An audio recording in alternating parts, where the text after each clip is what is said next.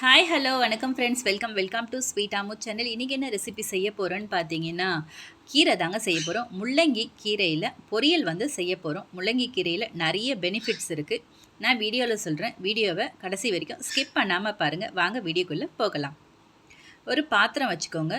அதில் தேவையான அளவு நம்ம வந்து எண்ணெய் சேர்த்துக்கோங்க.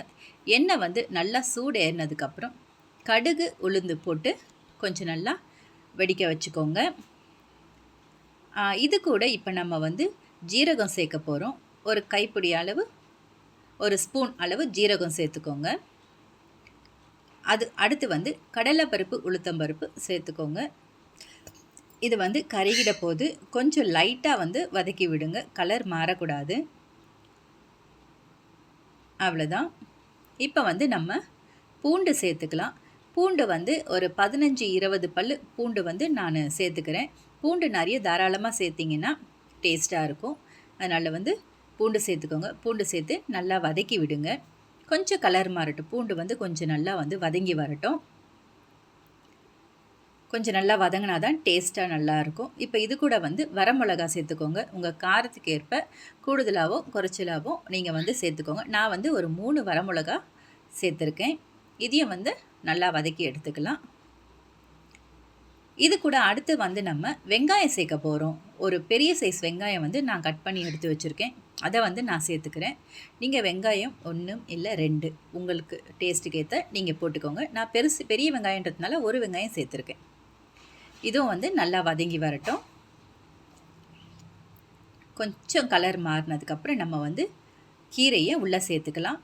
முள்ளங்கி கீரை எதுக்கெல்லாம் நல்லதுன்னு பார்த்தீங்கன்னா, முள்ளங்கி கீரை கிட்னியில் இருக்க கல்லை வந்து மெயினாக கரைக்கும். யாருக்கெல்லாம் கிட்னியில் கல் இருக்குது அப்படி இருக்கிறவங்க கம்பல்சரி இந்த முள்ளங்கி கீரையை நீங்கள் சாப்பிட்லாம். அடுத்தது என்னன்னு பார்த்தீங்கன்னா, சுகர் பேஷண்ட்டுக்கு முள்ளங்கி கீரை ரொம்ப நல்லது. அதனால் சுகர் பேஷண்ட் வாரத்தில் 2 நாள் வந்து முள்ளங்கி கீரையை எடுத்து செஞ்சு சாப்பிட்டிங்கன்னா உங்கள் சுகர் லெவல் வந்து கண்ட்ரோலாக இருக்கும். மெயினாக வந்து கிட்னியில் இருக்க கல்லை கரைக்கிறதுக்கு தான் இந்த முள்ளங்கி கீரை வந்து ரொம்ப யூஸ்ஃபுல்லாக இருக்குது. இப்போ வந்து தேவையான அளவு உப்பு சேர்த்துக்கலாம். உப்பு சேர்த்துக்கிட்டு கொஞ்சம் நல்லா வதக்கி விடுங்க. கொஞ்சம் போல் லைட்டாக வந்து தண்ணி தெளித்து வதக்கி விடுங்க. ரொம்பலாம் தண்ணி சேர்க்கணுன்னு அவசியம் இல்லை. நான் தண்ணி தெளித்து வதக்கியிருக்கேன். அந்த வீடியோ வந்து கொஞ்சம் ஸ்கிப் ஆகிடுச்சு. நல்லா இந்த மாதிரி வெந்ததுக்கப்புறம் நான் வந்து பைத்தம்பருப்பை வந்து தனியாக வேக வச்சு எடுத்து வச்சுருக்கேன். இந்த மாதிரி தனியாக வேக வச்சு எடுத்து வச்சுக்கோங்க. நீங்கள் பைத்தம்பருப்பு தான் சேர்க்கணுன்னு அவசியம் இல்லை. தேங்காய் போட்டும் செய்யலாம், வேர்க்கடலை போட்டும் செய்யலாம். இன்னமும் அருமையாக இருக்கும், அட்டகாசமாக இருக்கும்.